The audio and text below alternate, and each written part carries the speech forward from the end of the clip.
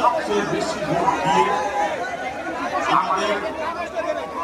আমাদের জাতীয়তাবাদী দলের চেয়ারম্যান স্যারকে আমরা যদি নির্বাচিত করতে পারি তাহলে কি হবে? আমরা তাকে বলতে পারি আপনি আমার আসনে থাকবেন না, আমাদের কর্তব্য রাখবেন না। সুতরাং আমরা সবাই আমরা সবাই ভোট কেন্দ্রে আসবেন, সবাই ভোট দেবেন, সবাই তাকে নির্বাচিত করবেন। আমি বিএনপির উন্নতি কামনা করি এবং আমাদের মন্ত্রীর পক্ষ থেকে একটি উত্তীর্ণ আমাদের সাথে রাখতে হবে। সবাইকে নমস্কার।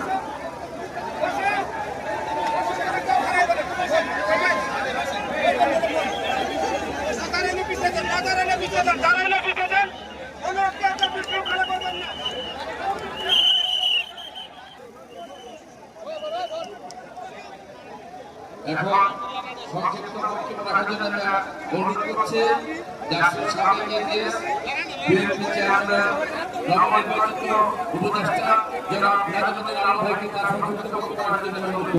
আপনাদের এখান থেকে যিনি বড় হয়েছেন, এই এলাকায় জন্মগ্রহণ করেছেন, আপনাদের এখানে সকলের চোখে চোখে আপনারা দেখেছেন।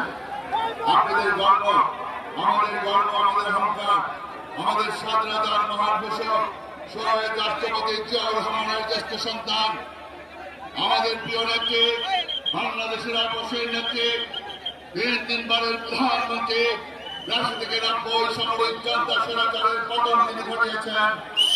জ্যেষ্ঠ সন্তান, আমাদের নেত্রীর কৌশলী, আমাদের একমাত্র আশা ভরসা, আমাদের একমাত্র আকাঙ্ক্ষা, আমাদের প্রধানমন্ত্রী, আমাদের মাননীয় চেয়ারম্যান, তিনি আপনাদের সামনে ধানের শীষ নিয়ে দাঁড়িয়েছেন। আমাদের কাছে আপনাদের কাছে আবেদন, আপনার বিপুল ভোটে আমাদের প্রিয় মাননীয় চেয়ারম্যানকে আপনি নির্বাচিত করে বাংলাদেশে প্রধানমন্ত্রী হিসেবে আমরা নির্বাচিত করবো ইনশাআল্লাহ। সেই আবেদন রেখে আপনাদের সকলকে আমার সালাম জানিয়ে আমার বক্তব্য শেষ করছি। আল্লাহ হাফেজ।